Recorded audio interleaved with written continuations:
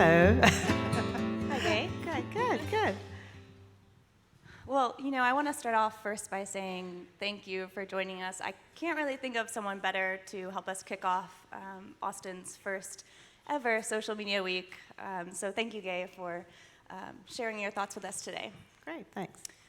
For those of you who don't know, and I'm sure that's not very many people, but Gay here is CEO and founder of T3, and T3 is a creative agency. Technology-fueled is how they describe themselves. And we'll get to learn a little bit more about what exactly that means and some of Gay's experience over the years leading customers, based on data and explorations into social media. I would love to go ahead and kick off and, ask, I think, no better question to start this discussion. How have you seen social media influence advertising and influence what you've done for your customers over the years? T3 has always been kind of what's next, and I would say, pretty much push our clients to look over the edge and see how we can take in any new medium, no matter what it is, and use it toward the good of building their brand. We actually have a study that we are in the middle of now, an ongoing study called the Useful Brand, and we like to take our brands to a place where the consumer or that end buyer really is engaged. So what better than social media? This was something that we started dipping our toe into way back. I'm going to tell you almost 15 years ago, before anyone was doing anything, maybe 14, 13, 12. And I've got some pretty funny stories just to take you down memory lane, if you'll indulge me in a couple of those. I'll never forget when we were the first to put a brand on Facebook, and JCPenney was our client. And we said, we think you need to be on Facebook. And they said, no, that's just for teens. That's not for us. We ended up being very successful with Facebook. That was just one thing. But another thing that was really kind of funny back in the day is that, you remember all the chats and all that stuff? My cousin worked for us at the time, and we would put her on a plane, send her to LA, and she would sit on Cindy Crawford's couch, and when they would do these live chats, it was Katie, my cousin, who was speaking for Cindy. Cindy would tell her stuff to do, but Katie was running the content, even way back then. Another kind of unbelievable story was many years ago, before the Windows Phone was going to launch. Steve Ballmer, CEO of Microsoft at the time, was at the Barcelona Media Mobile Festival and Summit, and just announced the Windows Phone. And no one was ready to do it yet. The announcement was not really baked. So we had almost 9 months of what do you do with this audience that's out there to keep them engaged. So we literally built from scratch our own media network, and we had up to 150,000 engaged people worldwide. They were phone geeks, people all over the world. And the way it culminated, and we were able to use this, is that they were dealing with the Microsoft engineers, and they were really helping to build and design the actual features of the phone. So at the end of it, when the phone finally launched, we had a big celebration. We brought in people from all over the world who had been big influencers at the time on what happened. So many stories in the past. There's another little company that makes green tractors with yellow logos on it, and we found through social media, Flickr, all these places, that they were one of the most beloved brands in the country, and not even that, but in the world. And so many, many years ago, we saw this, and we started aggregating, like, who's watching this brand and who loves this brand? We tried to get them to do a control center where we could start to manage and work with all these lovers out there and really amplify the brand. But it was the early days of social media, and they, like so many big corporations, were terrified of what would happen if the cat got out of the bag and if the consumer was in charge. And so it never really happened. And I think that was what was kind of the early, if I have to talk about the early days, the biggest fear was who was controlling the content. And what you would see was some of the corporate PR folks just latching down on that and afraid to let everything get out and be out of control. So as we've evolved, and as you are, many of the young characters in the room here know that now that's just kind of a thing of the past, and that we use that user-generated content to the good. and it's not something to fear anymore. I could tell many more stories, but that's some of the old days stuff that, but we were excited to be a part of it. And we started to see that engagement time equal more sales. Because the big issue around social media then, and still to an extent now, is how do you monetize it? You know, what is it really worth? What is engagement time? What is my brand loyalty just because I've spent more time with you? And we found, especially again with JCPenney on a holiday site, the more that the client or the customer became engaged and was doing these little social projects kind of outside of the sitelet, they bought more stuff. And so those were exciting times. I've got a bunch of stories where we monetized it, but that was the big deal. Like, you know, how do we make money with this, and what is it worth versus just doing traditional media? Well, you know, it's clear that you guys were early innovators in this space, and so we love hearing these stories. And, you know, many of us know that it's often the people behind a company or the organization that are really leading the charge on these type of activities. Can you talk to us a little bit about the idea of being an intrapreneur and, you know, by design, hiring the right types of people to help push your company forward? All right. One funny little thing I need to tell you before I talk about that is that we looked at a Microsoft study not too long ago, a recent one, and our attention span has gone down to 8.25 seconds since the year 2000, and it was up to what, I think about, where were we? 12 seconds in 2000, and now we're at 8.25. I found that a goldfish has a 9-second attention span, and my husband's always described me as having the attention span of a tsetse fly. So what this says is you've got to be bold, direct, and brands have got to grab while they can, or you're gone. And I think that's one of the things at T3 that we're always really searching for. And since I'm an entrepreneur, I love that spirit inside of a company. And I started T3 almost 28 years ago. We'll be 28 years old on March 1st, which is unbelievable to me how many payrolls I've made and all the things through the years. But it's a very exciting company because we do like to look around the corner at what's next.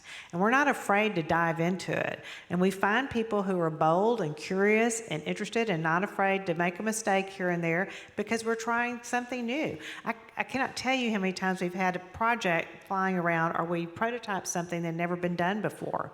And that's the kind of folks we always look for at T3, those people who take it as, hey, this is my company, this is my team, this is my opportunity to really shine. And there's no one saying, no, you can't do that, unless, of course, the team decides that's not the right direction to go. But no one is squelched for having a great idea, and I prize that to this very day. It's a big part of who we are. Well, it segues into another part of our conversation today that I'd love to take us into, female entrepreneurship. You know, from one female entrepreneur to another, we'd love to hear more about just your direction. And, you know, quickly, I mentioned this to you when we met last week, but I first met Gay 6 or 7 years ago when I was new to the Austin market, and you were very inspirational to me when I was out in the crowd listening to you speak then.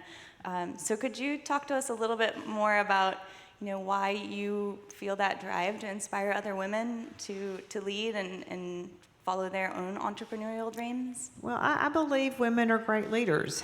I think that women also have an incredible ability to be the head of or the impetus for these high-functioning teams. And that's how the Innovation Society is working to me today. It's not so much the top-down management as it is these very high-functioning teams that get incredible things done. And women are good at that.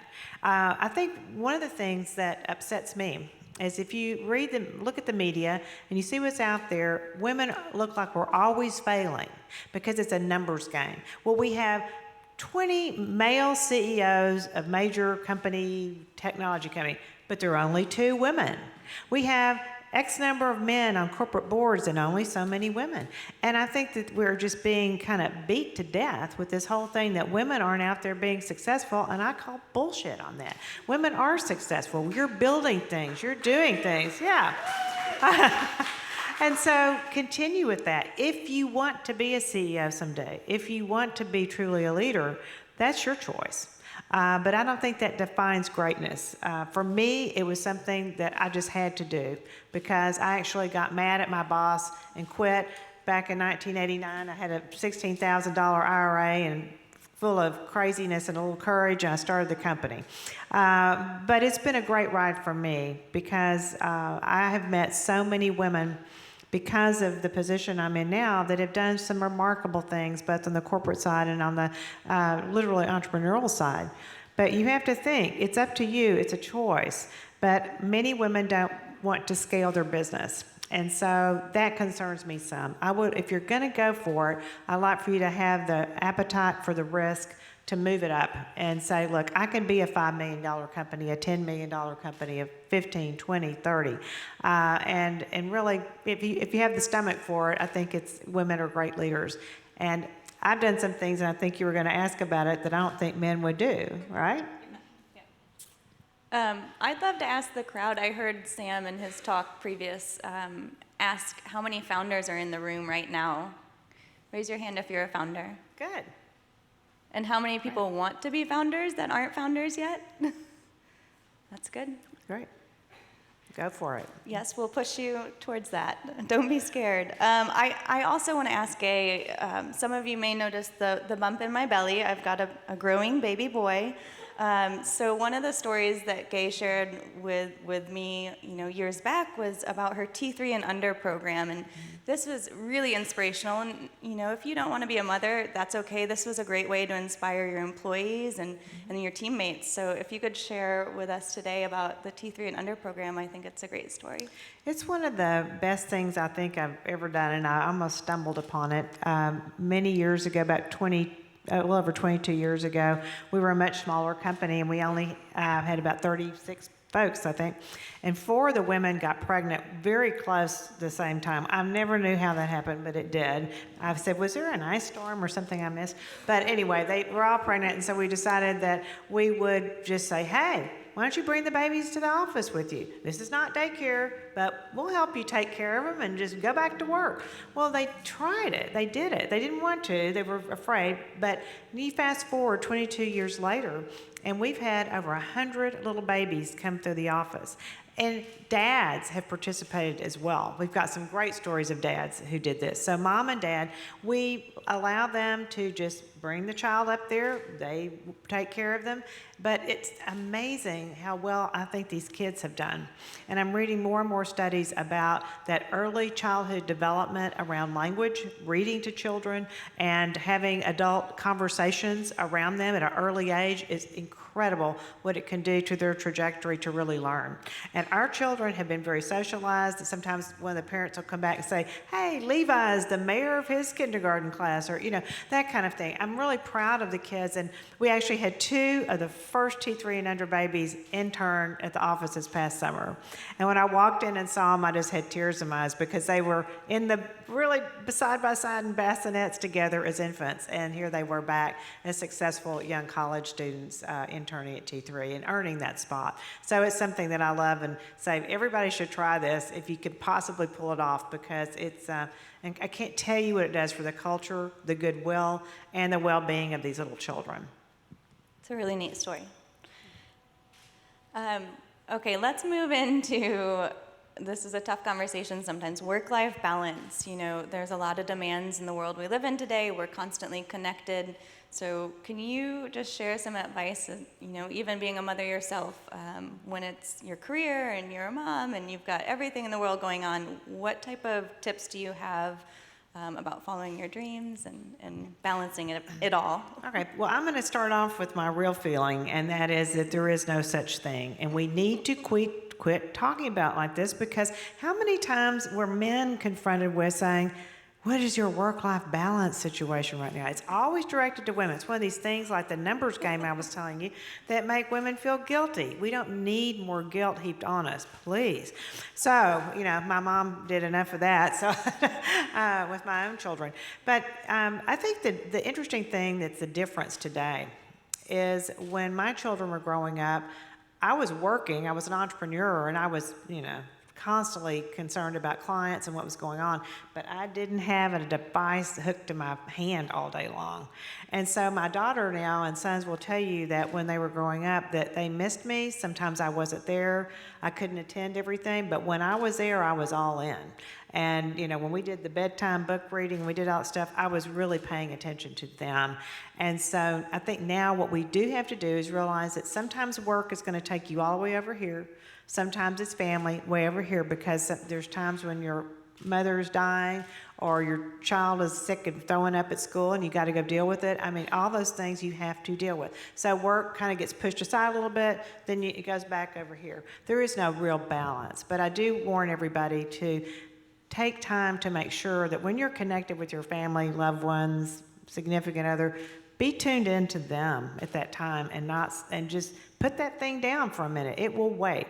And if it's a real crisis, someone will find you.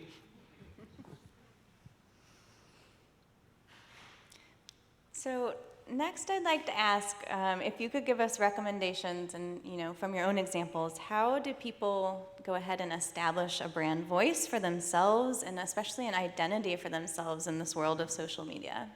Well, it's certainly changed. I grew up in a little town in East Texas, and if I wasn't in the local newspaper once a week, my mother thought I had failed. So I guess that was the social media of the day. I've built a brand around myself because I'm an entrepreneur. It's very important because you become the symbol for the brand. The entire brand, like T3, surrounds me with their smarts and their ideas and what they do. T3 stands for the think tank, by the way, T3, the think tank. And that's the way we solve problems and come up with new ideas and rapid prototype. But my brand and who I am has a lot to do with the culture, with the ethics, with the way we do business, and I have to protect that as much as possible. So today in social media, I've had a few times where I made some goofs. Oh goodness. One time, early days of online video, we did a video of me like I was shooting off in a rocket going up into the next fiscal year, and I got beat to death on social media. They thought I was a complete witch and an idiot, but we made a few mistakes. Along the way, though, I've really learned that as I've changed as a person and being CEO, I'm not president of the company, I'm not in every day-to-day decision anymore, I'm doing things that build our brand. So I'm authoring a book that's going to come out in about less than a year. I'm an artist again after many, many years, and I've been working on that. I had 2 shows in New York after not painting for almost 37 years. It's been incredible to do that. So social media has become a huge part of what we do. We got 3.5, my T3 team just almost on the backswing, got 3.5 million social media impressions for my art show alone. And that was very exciting. Some of it was paid, some of it, was just earned and out there based on what we were able to do with, just the Twitter stuff and Instagram and my Facebook and all that. And you add it all together, LinkedIn, and we had a pretty significant show around that. Now moving forward as an author, it's going to be a huge part of my brand. And so we're inviting people to have their content come into mine and have more of a dialogue. And that's what is so exciting about social media if it's used correctly. And you think about TV, I grew up in the TV era, and TV is a great medium. I mean, visuals, video is a great medium. But today it is almost useless to run all these expensive television spots if you don't have the digital strategy that runs behind it. And you see this. I mean, pre-Super Bowl, during Super Bowl, whatever they're doing, and all the things that are happening around these expensive TV spots makes sense. So again, a brand is really trying to reach out every day to make sure that those connections are alive and well and that we don't lose you. In fact, that's what our social media team has called it, T3, it's connections. It's about making those ongoing connections and not just telling everybody what we want them to hear. Did I get off the path? No, I think we're right on time. I think that, again, segues into another question. A question that I guess arises a lot in the world of social.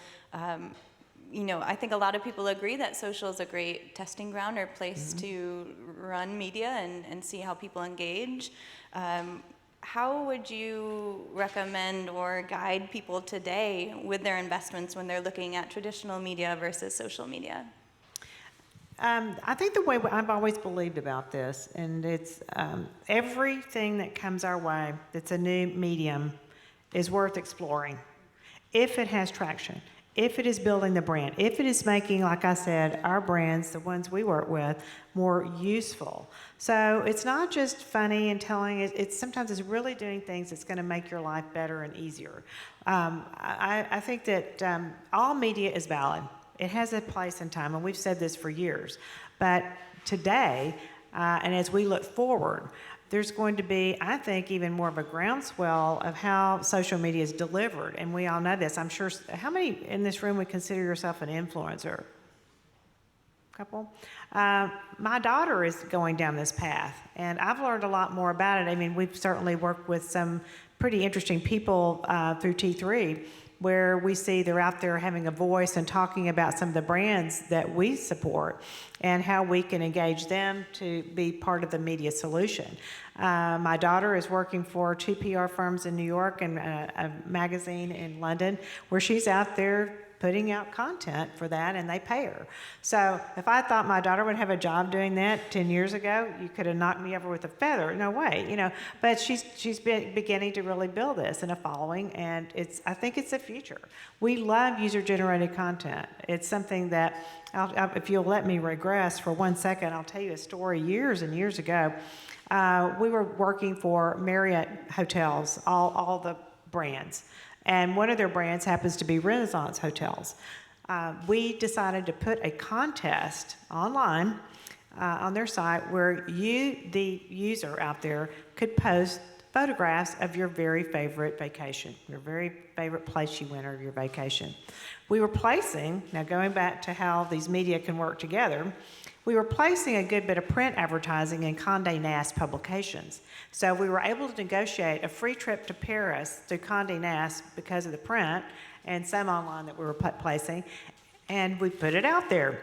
No one had any idea what kind of response we would get. It was overwhelming.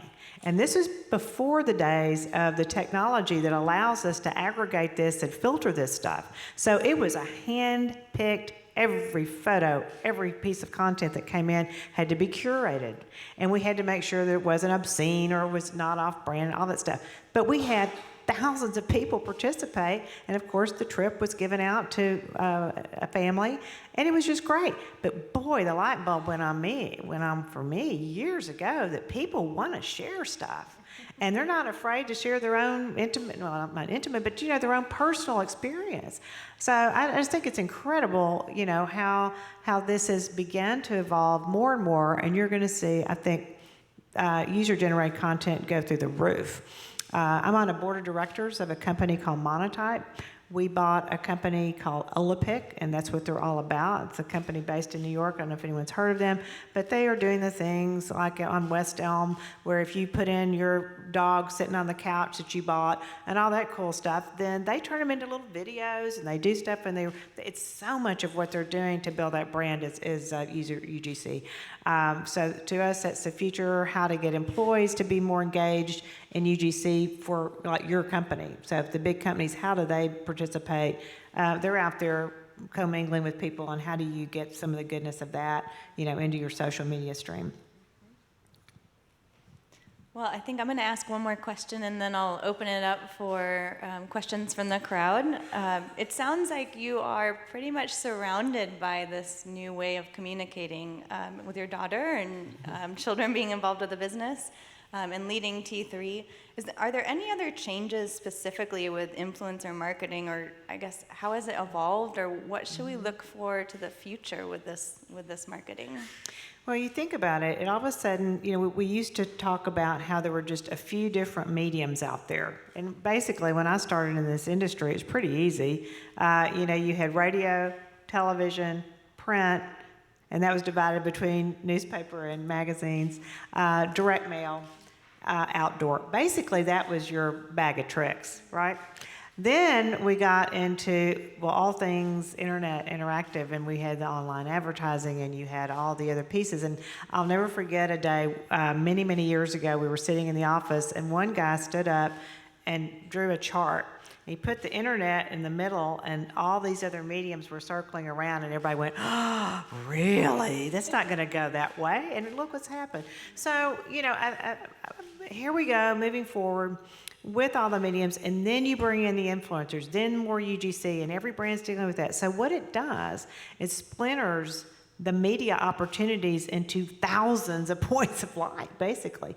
And you've got to find these people, and sometimes that's the challenge. But where you put your money is going to be more and more complicated, I believe, because of the people out there who are really building it. And we all like that, because supposedly, and now that becomes a bit disingenuous like native advertising, these people are a little more genuine than just me pushing content. Still, yes, they're paid, and that's going to be out there. We like a genuine, authentic voice. So I would trust them, though, just about as much as I would a native ad that shows up someplace, which scares me sometimes, and also just what's the push out in other mediums. So I think it's going to get more and more complicated. There's too many people out there that can, and then how do you pick them, and who's really moving the needle? So the analytics you put behind that is now also what's so incredible, which we had very little of, many years ago. Well, thank you. You can also send through questions with SMWi Wonder hashtag. But I'd love to go ahead and ask the crowd if you have some questions for Gay. Come on, guys. There's one. What recommendations would you give women that wanted to find an entrepreneurial opportunity in a company? I assume it doesn't arrive in your lap, that you come up with that idea, or you somehow get to a certain level that you're given those considerations? So, just to repeat the question, we are looking for advice for women that want to take on an entrepreneurial role within an organization. Well, first of all, you have to see if the company has an appetite for that kind of thinking. And you really need to evaluate and think about how decisions are made, how teams are treated, and all of that. I think high-functioning teams allow for that. But you can also start to pull little tricks yourself. I always did kind of these entrepreneurial things. I worked for other people for 10 years before I started my own company. And I would come up with initiatives and things that I could kind of run with. And if I could get the top leadership to buy in and that I was dedicated to it, I got to do a lot of interesting things along the way that I think prepared me later to be an entrepreneur. So, you kind of make up this stuff, and you say, well, what would be really good for the company? And kind of say, hey, I'll raise my hand, and I'll go and try to fix that. Or I'll do that. I always say what your best job is what's not on your job description. You gotta think outside of it, and that's how entrepreneurs think, and that's how entrepreneurial organizations work. That's great advice. Back here? How do you see fake news sites that are generating all this ad revenue? Is that leading anything over the edge, or is that... Okay, I think the question was, what is the impact of fake news sites on today's media? Is that? Yeah. Okay. Well, it's almost it's dangerous in some ways, because I think it goes back to me. It's almost like native advertising to me. It's where you are taking what might have been a trusted viewer and breaking all their trust, because there they are thinking, well, this was a founded news source, or this is a magazine I like to read, this is an online site, and it's manipulating that audience. So I think we have to be all a little more cautious about where these things are coming from. You can't believe everything you read at all, and it just puts more onus on the consumer and the reader. So it's and the money's going to be made there too. So. Yeah, I think it's really incumbent on advertisers to find out who's behind this and what are they doing to validate their information. And because if I put an ad in one of these deals, which I hope I haven't, where I'm putting one of our brands at risk out there of being associated with something that's completely false, and then the reader loses trust, and once I break the trust, it's hard to get you back. So we have to be very diligent about it. Again, I don't like native advertising much either, but that's become the way of the world. So. I think we have a question back here. With stories like the Uber female employee coming to light, how do we as women support each other while staying competitive? Well, my opinion on women staying together, if you want to talk about women, is that when you give a hand to somebody else and you help lift up somebody, it comes back to you in just spades. I believe, I've laughed all my life because I did work for some pretty tough women along the way, and I have some scars on the top of my hands, and they're from the stiletto heels that were going in as I was climbing up the ladder. But I've changed my thinking about that. We don't need to compete with each other. We need to help each other, and when that happens, all the boats rise. There's enough good work for everybody out there, and for smart people and great people. My opinion has always been, since I kind of hit the curve and started moving into kind of a larger role and meeting so many effective, smart women, is so many have helped me. I try to help them. And I spend a lot of my time personally going out and speaking to high school, university students, men and women, but mainly a lot of women, as well as, women in organizations, to say, look, I want you to win. We need you. And especially, I wrote an article for Fortune recently. It was a STEM article. And it says, why should women be in STEM? And the bottom line thesis of the article is that women have a great ability to be empathetic, to think of how things can be useful and caring and working. And if we're not sitting at the table when all these decisions are being made and when new products and services are coming around, we may lose that side of the equation. So I've been a big promoter lately of saying, women, just get in there, hang in there. And, if you don't like coding, that's okay. Get someone else to help you, but don't lose that seat at the table. So. Yeah. Hi, thanks again for coming. You talk about having a seat at the table. So what would you give advice to aspiring women leaders that are constantly playing in the guy's game, if you will, at their own company? All right. Asking for advice for female leaders who are constantly playing in a guy's game. I actually was asked the other day, I was in a meeting and he said, well, I think you're still dealing with a man's world. And I couldn't believe it, but yeah, I'd love to hear your perspective there. I kind of wanted to be like, have you opened up your eyes recently? I mean, it's a very progressive world we're in. So it is, what are your thoughts? and I think for both men and women, it's how are we going to work together more effectively on what I'm calling these innovative, high-performing teams. We all have our strengths and weaknesses. There's nobody who's got the corner on the truth. So bring your best to that table. Ask for more. Don't be discouraged. And I've been the only woman in the room so many times I cannot tell you. And here's a little trick. So I'm this little feisty Texan, and sometimes I go in and I can be a little disarming because they don't think that I'm really going to come down and put the kibosh on stuff. But, I kind of like a steel magnolia come in, and it's worked really well. But I've also had to be, keep up with everything and be relevant, be very smart. I've worked harder than probably a lot of guys do at that, just because it's the only way to really make sure that you're not scoffed off is not important. But you don't want to feel that way. I've always gone in and thought I have every reason to be here. And even if I was a little intimidated or a little afraid, I'll get over it, because once you've done it a few times, you'll feel like, yeah, I need to be there. I have something to contribute. But you can't go to these meetings or be in these rooms and not say anything. And I'm really tired of this whole man-terruption thing going on out there and these microaggressions. Good Lord. I mean, get over it. Don't let them interrupt you. I've interrupted guys before if I really feel passionate about something. So you got to be, watch that behavior in the room and not be the wounded one, but say, hell yeah, I'm supposed to be in this room and I have something to say. So you got to play it like that. I hope that's helpful. It is.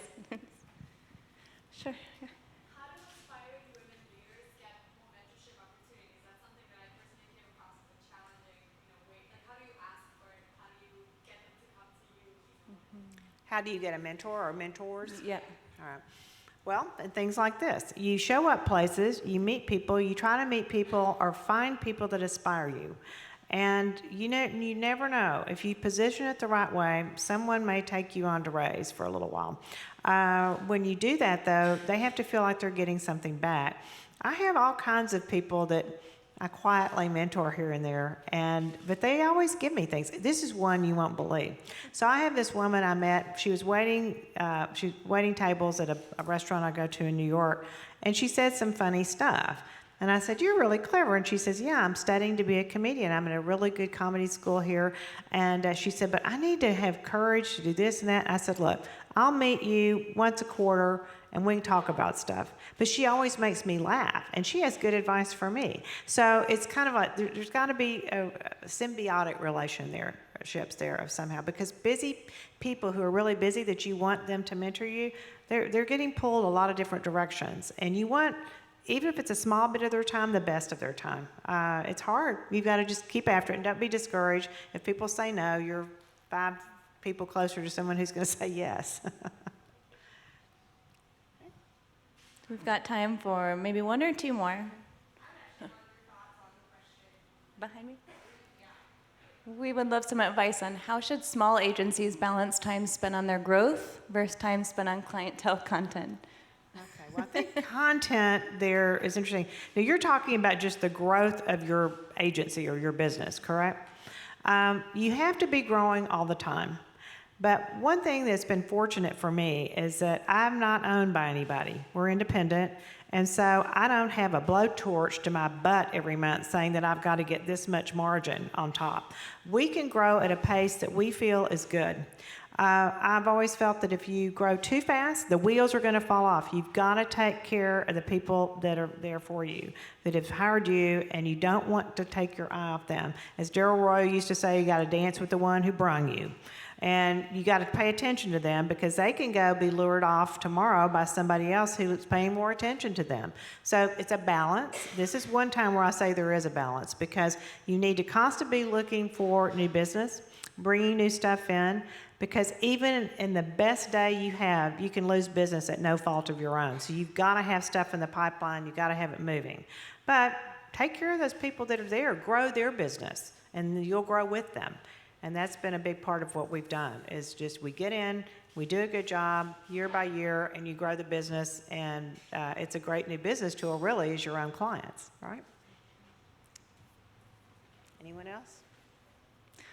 Well, thank you, Gay. We really appreciate your time and advice, and again, being an inspiration for all of us here in Austin and kicking off our first ever social media week. Well, thank you. And for the guys out there, I really love working with men. I don't want to come across. I love men, and I've had some amazing people, and we have amazing people at T3 who are just incredible guys. So I don't want to come across as like this kind of feminazi person, but I do champion women, because I think they're a great part of everything, and we need to keep a good group of men and women out there coming up with new innovative ideas that push toward the greatest social media strategies, right? Okay, thanks. Thank you.